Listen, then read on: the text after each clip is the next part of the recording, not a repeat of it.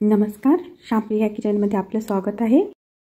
मी आज तुमच्यासोबत शेअर करते खमंग आणि खुसखुशीत अशा चकलीची रेसिपी, जी आपण एकदम सोप्या पद्धतीने बनवूया। आणि या टाईपने बनवलेली चकली मुलांना खूप आवडते, कारण एवढी खमंग आणि खुसखुशीत बनते, तर मुलं नक्कीच आवडीने खातात।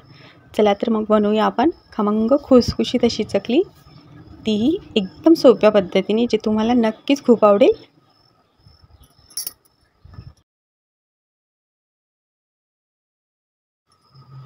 तर खमंग आणि खुसखुशीत अशी चकली बनवण्यासाठी मी छोट्या मिक्सर बाउलमध्ये घेते 1 वाटी पोहे आणि त्याच वाटीने अर्धा वाटी डाळवे घेतलेले आहेत। मिक्सर बाउलमध्ये मी 1 वाटी पोहे आणि अर्धा वाटी डाळवे घेतलेले आहेत। तर याला आपण छान बारीक असं वाटून घ्यायचं, एकदम पिठासारखं। छान असे वाटून झालेले आपले पोहे आणि डाळवे हे बघा छान वाटले जातात। आता मी एका प्लेटमध्ये आपण वाटून घेतलेले पोहे आणि डाळवे चाळून घेत आहे।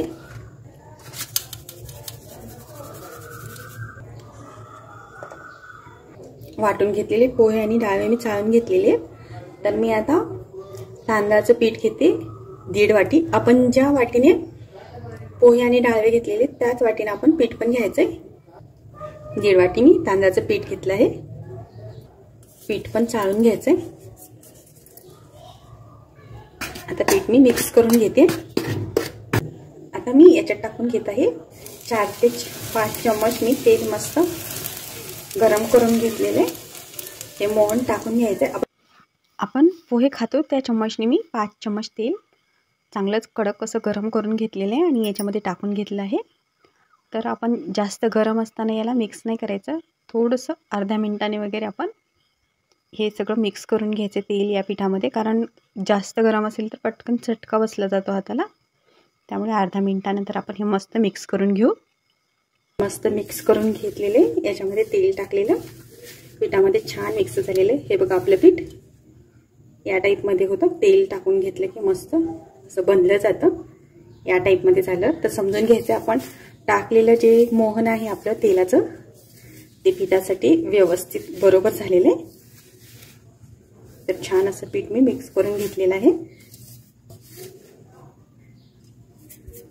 आता मी याच्यामध्ये टाकून घेते अर्धा चम्मच मीठ, म्हणजेच आपण चवीपुरतं मीठ टाकून घ्यायचं। याच्यामध्ये पाव चम्मच ओवा हातावर घेऊन असं स्मॅश करून घ्यायचं।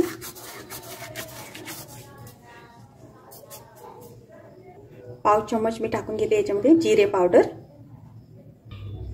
अर्धा चम्मच धने पावडर टाकून घेत आहे मी, पाव चम्मच लाल मिरची पावडर, तुम्ही तुमच्या आवडीनुसार कमी जास्त मिरची पावडर टाकून घेऊ शकता।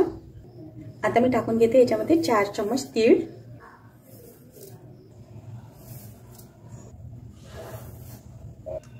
आता हे सगळं मी मिक्स करून घेते।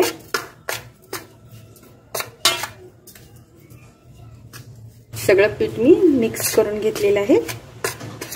याच्यामध्ये आपण टाकलेले सगळे व्यवस्थित मिक्स करून घ्यायचे।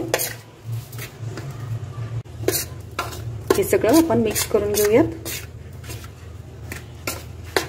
मी सगळं मिक्स करून घेतलेलं आहे।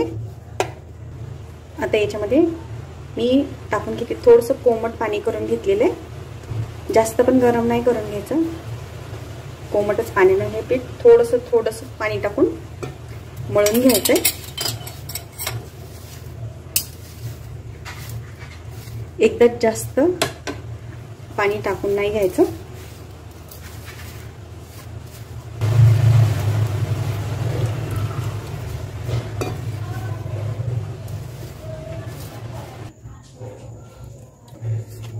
हे बघा पीठ आपलं या टाईप मध्ये झालेलं आहे।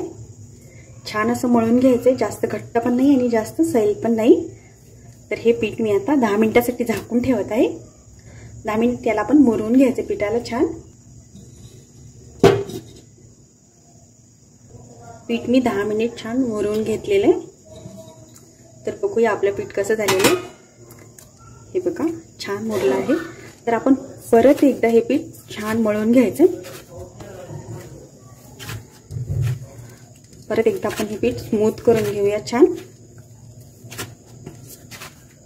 तुम्हाला जर जास्त घट्ट वाटलं ना तर तुम्ही थोडंसं कोमट पाणी टाकून आणखी या पिठाला स्मूथ करून घ्यायचंय। नाही तर जास्त घट्ट झालं ना मग आपली चकली तुटली जाते. त्यामुळे छान स्मूथ करून घ्यायचं हे पीठ. मी छान असं स्मूथ करून घेतलेलं आहे पीठ. हे बघा या टाईपमध्ये मी थोडंसं कोमट पाण्याचा शिडकावा मारून हे पीठ परत मळून घेतलेलं आहे. छान स्मूथ झालेलं आहे. पीठ आपलं छान स्मूथ झालेलं आहे. हे बघा या टाईपमध्ये छान स्मूथ करून घ्यायचं आहे. आता मी शेवगा घेतला आहे तर याला तेल लावून घ्यायचंय. तेलाचा हात लावून घ्यायचा आहे. तर याच्या प्रत्येक पाटलाचा तेलाचा हात लावून घ्यायचा आहे.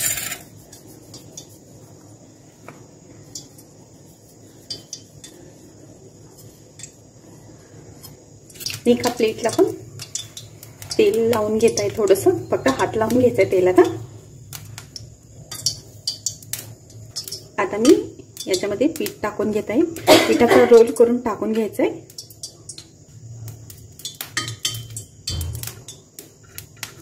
आपण दाबून असं पीठ भरायचं म्हणजे आपली चकली कुठेही तुटली जात नाही. पीठ मी छान असं भरून घेतलं आहे. मी पहिलं प्लेटमध्ये चकली बनवून घेत आहे म्हणजे आपल्याला पाहिजे तशी छोटी मोठी चकली बनवून घेता येते.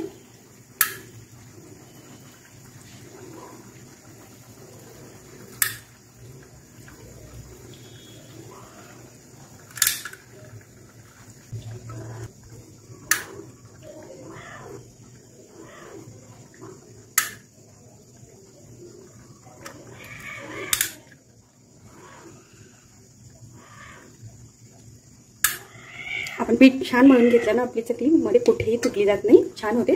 कढईत तेल गरम करायला ठेवलेलं आहे.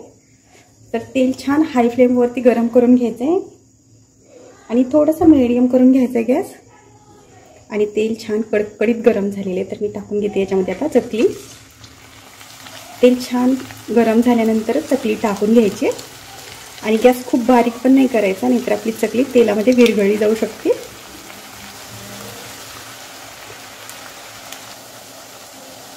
चकली टाकल्यापासून 2 मिनिटांनी आपण चकली पलटवून घ्यायची आहे नाहीतर काय होतं पटकन तुटली जाते. तर 2 मिनिटांनी पलटून घेत आहे. आणि आपण गॅस जास्त मोठा पण ठेवायचा नाही चकली तळताना नाहीतर काय होतं वरून चकली अशी भाजल्यासारखी दिसते तळल्यासारखी दिसते आणि आतमध्ये कच्चीच राहते. आणि जर गॅस बारीक केला तर चकली वितळली जाते तेलात. त्यामुळे गॅस मीडियम ठेवूनच तळून घ्यायची चकली. चकली आपली मस्त तळून झाली आहे. हे पहा गोल्डन ब्राऊन होईपर्यंत मस्त तळून घ्यायची आपण चकली. या टाईपमध्ये तळून घ्यायची अशी. आपण परत चकली टाकताना थोडंसं तेल आणखी गरम होऊ द्यायचं आहे. बाकीच्या चकल्या पण तळून घेत आहे. तेल छान कडक झाल्यानंतरच चकली टाकून घ्यायची आहे. आणि 3 ते 4च चकली टाकून घ्यायची नाहीतर जास्त चकल्या टाकल्या ना आपण मग आपलं तेल आहे ना पटकन थंड होतं. त्यामुळे थोड्या थोड्याच चकल्या टाकून तळून घ्यायच्या. मी सगळ्या चकल्या अशा गोल्डन ब्राऊन मस्त तळून घेतल्या आहेत. आपण चकली तळण्यावर पण आपली चकली कुरकुरीत बनली जाते मस्त. हे बघा या टाईपमध्ये तळून घेतली आहे. आपली चकली खूप छान झाली आहे. एकदमच कुरकुरीत आणि दिसायला पण पहा काटेरी मस्त छान झालेली आहे. एकदम छान बनतात या टाईपनं केलेली चकली. आणि मुलांना पण नक्कीच खूप आवडते या टाईपने केलेली चकली. तर तुम्ही पण नक्की ट्राय करा. तर ही पहा आपली चकली खूप कुरकुरीत बनते. मी तुम्हाला एक तोडून दाखवते. ही पहा. आणि बघा याच्यामध्ये अशी लाईन पण झालेली आहे. जेव्हा आपल्या चकलीमध्ये अशी लाईन होते ना त्यावेळेस नक्कीच समजून घ्यायचं आपली चकली खूप छान कुरकुरीत झालेली आहे. खूपच छान बनते. तर तुम्ही पण नक्कीच ट्राय करा. आणि तुम्हाला ही आजची रेसिपी कशी वाटली तेही सांगा. हे बघा या टाईपमध्ये लाईन झाली पाहिजे म्हणजे आपली चकली एकदमच खुसखुशीत होते. एकदम कुरकुरीत अशी छान. हे बघा खूप कुरकुरीत बनली आहे. तर तुम्ही पण नक्कीच ट्राय करा या टाईपने चकली. आणि मुलांना चॉकलेट बिस्किटच्या ऐवजी या टाईपने बनवून द्या चकली. आणि खूप झटपट बनते ही चकली. आणि हे पहा बिलकुल ऑइली पण होत नाही. खूप छान होते. तर तुम्ही पण नक्की ट्राय करा. आणि तुम्हाला आजची ही रेसिपी कशी वाटली तेही सांगा. आणि आवडली तर नक्कीच लाईक शेअर आणि सबस्क्राईब करा. भेटूया पुढच्या रेसिपी सोबत.